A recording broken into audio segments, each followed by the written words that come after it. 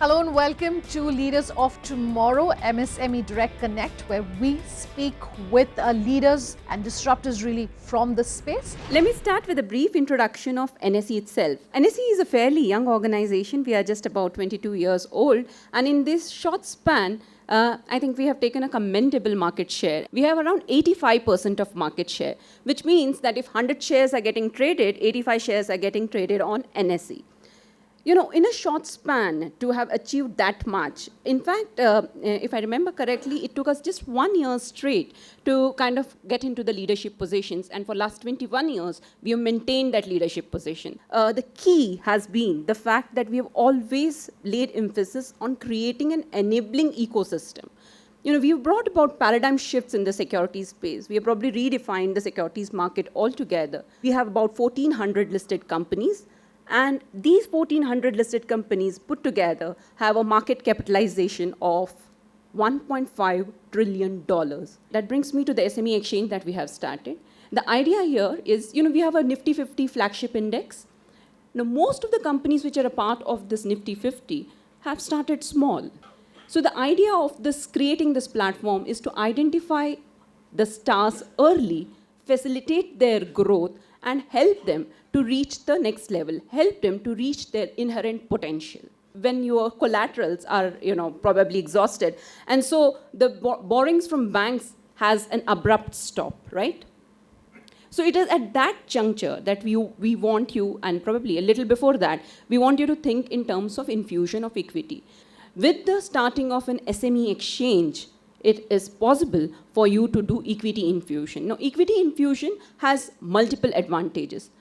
Foremost, it is creating an accessibility to capital for your company, accessibility to growth capital. Along with it, what you get is brand equity. Any listed company gets a brand equity of its own. The confidence level of the stakeholders that are associated with your company increases immensely once you are a listed company. You now have an endorsement of being a listed company on an exchange. And with NSE, I think what really distinguishes us has been the credibility that we have. Thank you very much for the opportunity. It was lovely speaking to you. Thank you.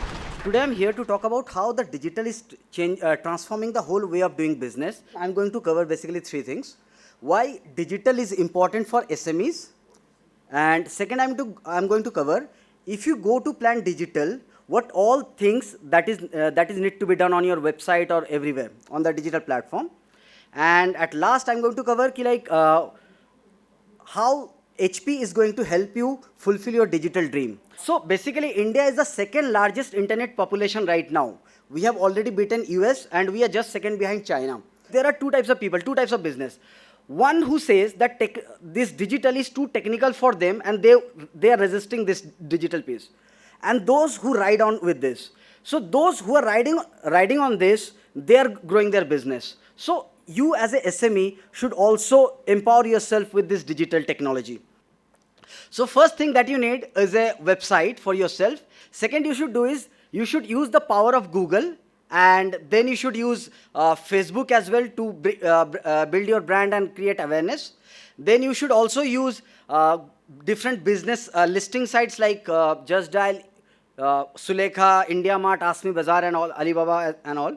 And at last, if you have some product to sell, you should be listed with some, you should be tied up with some e-commerce platform as a reseller. So for every digital transformation, you need a technology partner. So here from HP, we have wide range of technology. So HP being the leaders of this technology since 1939, we have this wide range of laptop workstations to laptops to convertibles and everything. So HP is the only company that gives you the end-to-end solution for any technology. Thank you. Thank you for listening. I'm really very happy to be here. It's a rare occasion when one gets to meet such a large group of leaders of the MSME sector. A sector, I think, with which the sector and SBI probably are inseparable. I cannot recall how many years. From time immemorial, I think the bank and the sector, they have been working together for mutual growth and benefit. It's a sector which, very playing a key role in the economy, both in employment generation, in contribution to exports, in realizing the key objective, national objective of growth with equity and inclusion. Earlier, we used to have a branch which was handling all kinds of business, retail, SME, agriculture, and things like that. But now we've segregated the branches according to the different business segments. We have specialized branches for the SME segment. So SME business focused branches are there. We have a centralized city credit center for SME sanctions. In the last couple of years, the system of sanction has changed dramatically. And I personally believe that the systems that we've now put in place are probably one of the best. Thank you very much. I'm in Bengaluru and I have a very special panel with me today. First up, I have Mohammed Mohsin, the MD of the Karnataka State Small Industries Development Corporation. I have Rajiv Bansal, the CFO at Ola. I also have Ravi Gururaj. He's the founder CEO of QuickPort as well as the chairman of the NASSCOM Product Council. Thank you, gentlemen, very much for being here this evening. I want to start with you, sir. We get a lot of queries from MSME entrepreneurs on our show where they ask for a specific framework for the MSME space. Would you agree? To see whether we take a central government or state government, we are committed. Recently, maybe you have seen the budget. I think more than 14 to 15% growth. I think budget for MSME it was 2,600 crores, but I think it is increased to 3,000 crores. And similarly, I can tell you with the state government also, we are very much committed to ease of doing business. Even the state budget also, I think for MSME has been doubled in this government of Karnataka. Earlier it was, I think, 1,100 crores. Now it's almost 2,000 crores. So, and we are committed to it. I think that's what we can say. Because as you know that more than 40% of the products they say is come from MSME or GDP. So I think we have to focus on this thing. And any government, whether we say central government or state government, we are committed to growth of MSME. That's what I can say. Ravi, I want to bring you in at this point, and we're trying to focus essentially on what it takes for MSMEs to be disruptors in the space. You're a serial entrepreneur.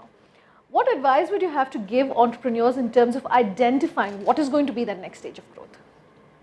It depends whether you're talking about a technology-driven MSME or a more traditional MSME. I think even the more traditional MSMEs will adopt technology very rapidly, okay? But it's very different in the pure technology place. There it's all about possibly very deep innovation.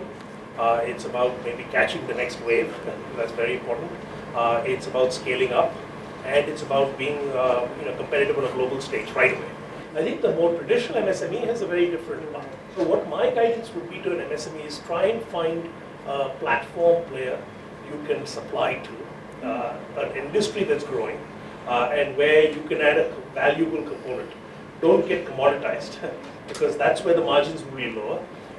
Make sure you have some IP or some business process or some differentiated advantage. You represent a company, Rajiv, that always tries and stays ahead of the curve. How do you ensure that you stay ahead of the curve? No, I think you need to believe in the vision. You need to believe in the story. You need to have a dream, and you need to dream big. A lot of MSMEs, when they start, they have a great idea, but they don't know how to survive the very first year. Even if a lot of these survive the very first year, they don't know how to make it a scalable and a sustainable model. I think that's very important. It's a lot of thought has to go into a sustainability and scalability of the model. If I look at the global economy and look at the Indian economy, I think we are in a sweet spot. The world is full of opportunities. Smartphone was the biggest invention, the biggest disruption in the world today. And there's a lot of opportunities and for every sector to capitalize on it. Now, how you create your business model, how you use all the things which are available to you to be able to dream big. How do you look at a competition? You look at the next wave of innovation. Other thing which a lot of companies fail are about, they don't look at where the next wave of disruption is going to come from, right? They create a great business model, they start looking at incremental growth, and they believe that the model is going to stay here forever. It doesn't happen. So if I look at from an Ola perspective, I think the founders had a big dream. They were willing to take risks. They're willing to change their business model. I think not many people know that in the very first year of the creation of Ola, the business model was changed twice. We started a business model, it didn't work, disrupted, created a new business model, right? So it was probably the second or third business model which survived, which scaled up. And now if you look at it, we are growing almost double digit month on month, right? Not many businesses grow at that pace. How do you keep your, we still believe that we are just scratching the opportunity right now. The opportunity is so huge that we have to dream big, we have to be able to think big. And I think eventually you have to build a great team. Then create an ecosystem. You have to look at your vendors, partners, your customers. And I strongly believe that any business which adds value to all its stakeholders is bound to be successful. I can't think of any business which is not successful, which adds value to every stakeholder. So when you look at your business, you have to look at, is it adding value to your customers? Is it adding value to your vendors? Is it adding value to the government, to the society at large? And if it is, you will be successful. You have to be patient, you have to be resilient, there will be challenges, but you have to survive. And I think that is what we have done in Ola. I think we have lived through many cycles, we have gone through the journey, and today we believe that we have a great opportunity, a great model, and sky's the limit for us. Rajiv, we are talking about scalable models. Is there and should there be a debate about expansion? How crucial is it going to be for a startup or an MSME or an SME to really expand? Or would you recommend that, stick to your core area of business, expand only if you can afford it? No, I think affordability is not a big issue. I understand financing is a big issue in the country, but I think if you have a great business model, if you have a great team to deliver on it, you will get funding. I don't think so. I think all the banks are flush with cash, to be honest, and if you have a great model, banks will be willing to lend you cash. So I don't think funding would be an issue beyond a point if you have a great idea. So, and it's a very difficult question to answer in terms of whether you should grow or you should not grow. I think every business has to grow. You have to become big. You have to become a size where nobody can ignore you. You decide the rules of the game, right? If you remain small, somebody else will come and just run over you over a bit of time, right? So scale is important. Scalability is important.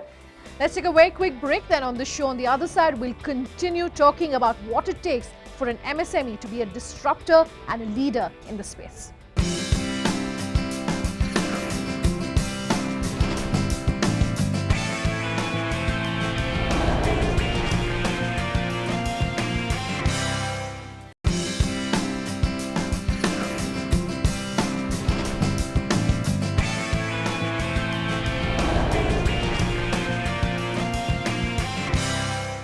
So I want you to come in at this point and talk also about the fact that during the Invest in Karnataka week, the government has made a strong pitch about why MSMEs are so important and the kind of support and the framework available for MSMEs. If you can sort of elaborate on that. No, that's true. That during Invest Karnataka, I was looking after B2B meetings in Invest Karnataka for the small scale industries. A lot of interest is there, and that's what I'm telling you. Government is committed. In the budget, we have proposed this thing that I think in Maharashtra, government supports. They have fixed some amount of money kept with them, and whenever new MSME comes for the listing on the NSE image platform, they purchase some 10-20% of the shares to support those things to be listing for easy and to making a market confidence. We have also proposed, the last budget, but I think the proposals are under consideration. I think when you're talking about MSME, especially in the brick mortar, finance is a big issue. And unfortunately, we can't rely upon the only banking. We have to have some other sources. Maybe NSE Emerge can be a platform to get easy or maybe at low rate of whatever things return, we can get it. So I think that is the good thing. And maybe in Karnataka, I think they should take the lead. That's what I feel. At MSME, they are fortunate to have this thing. They should take in the lead in listing on exchange as a MSME also. In fact, Karnataka is taking the lead as far as entrepreneurship goes. So how do you see that being nurtured going forward? In the recent budget, I think they have promised a lot of startup funding also, venture funding also. They are saying that, and again skill development, because as you know that Bangalore is famous for aerospace, defense, and IT. Apart from that, even in manufacturing also. Now they're telling that through a skill development program, they are going to coordinate. So I think if government can push this skill development program in a much more serious manner, I think we have a very good, bright future for MSME. That's what I can say. You can talk, I'm sure, at length about skill development. What kind of impetus do you think that, while the government is talking about, Skill India, talking about, Make in India and how that's also going to tie in, what impetus do you think needs to be really provided as far as skill development goes? See, I think skill development comes in many different areas, right? We got to do things in academia to make sure college graduates are more industry ready. That's one fundamental thing. I think we need to ensure that folks who are already in industry get retrained at a relative, frequent intervals, because technology is getting so infused across jobs. The work is getting redefined in many areas.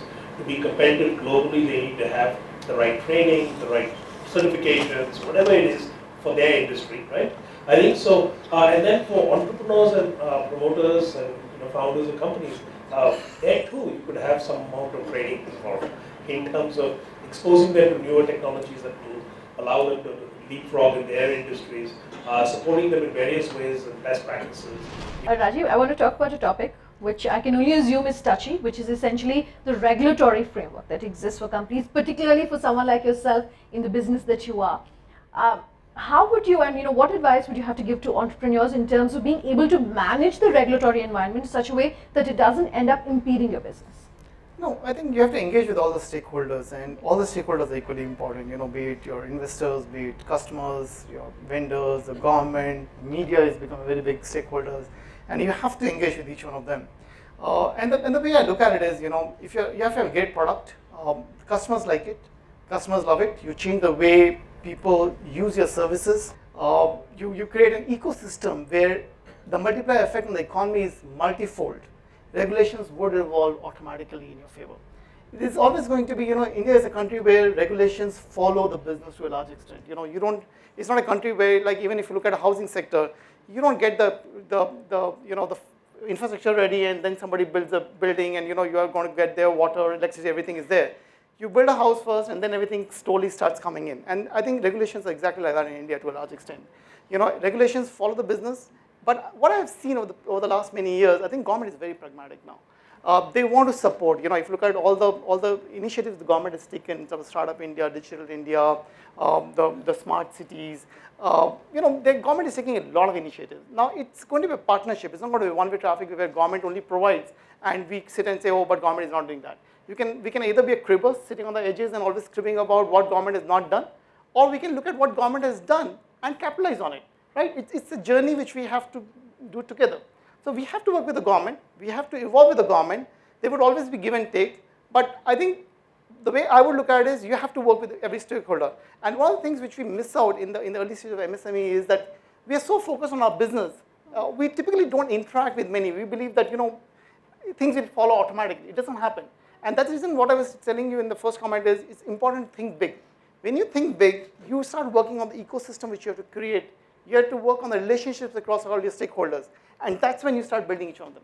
So, every business, I was in Infosys before, a lot of regulatory issues to start with when we started Ola. But regulations are something that we have to live with, we have to work with, we have to work with the government. And honestly, I'm telling you, government is very, very receptive of the ideas. They are very, very understanding of the ideas, and things will evolve over a period of time. I'd like some quick last comments. And when we're talking about entrepreneurship and disruptions, it's not being restricted, I assume, only to tier 1 cities or metros.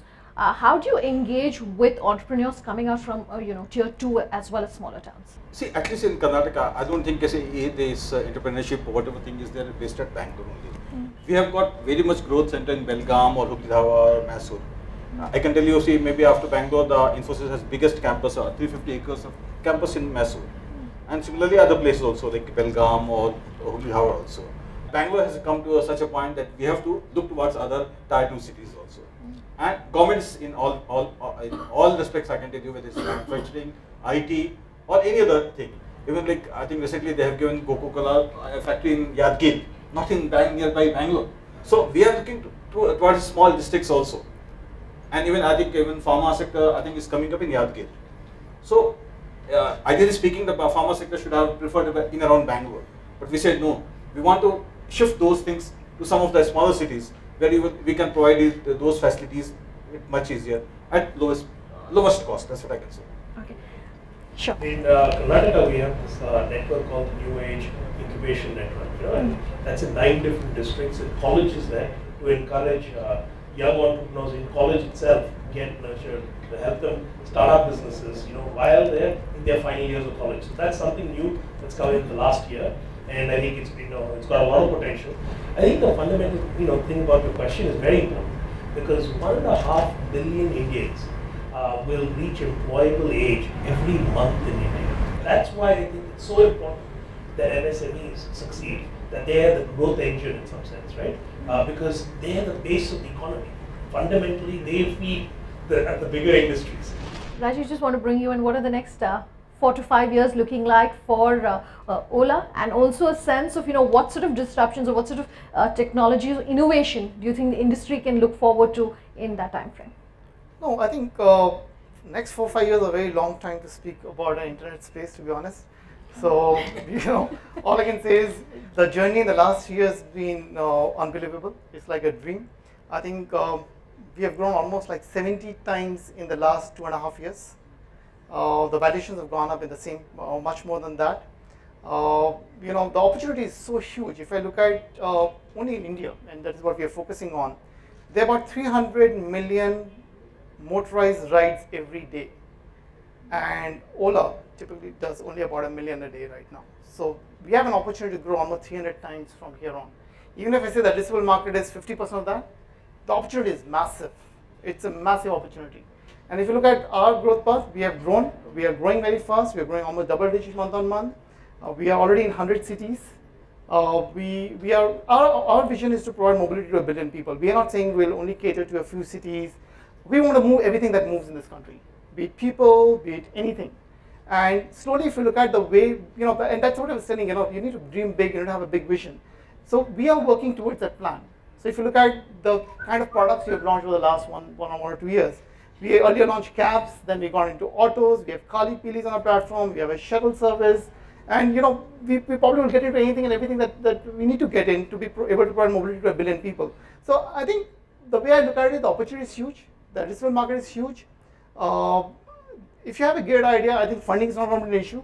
I think the challenge is going to be execution. I think we need to be believing in the vision and execute to the plan. I think that's going to be key. With that, it's a wrap on this special edition of MSME Direct Connect, coming to you from Bengaluru. Do remember, you can always write to us at leadersoftomorrow@timesgroup.com. You can always reach us on social media as well using the hashtag LOT, or you can always call us on the number which is flashing below on your screens. Thanks for watching.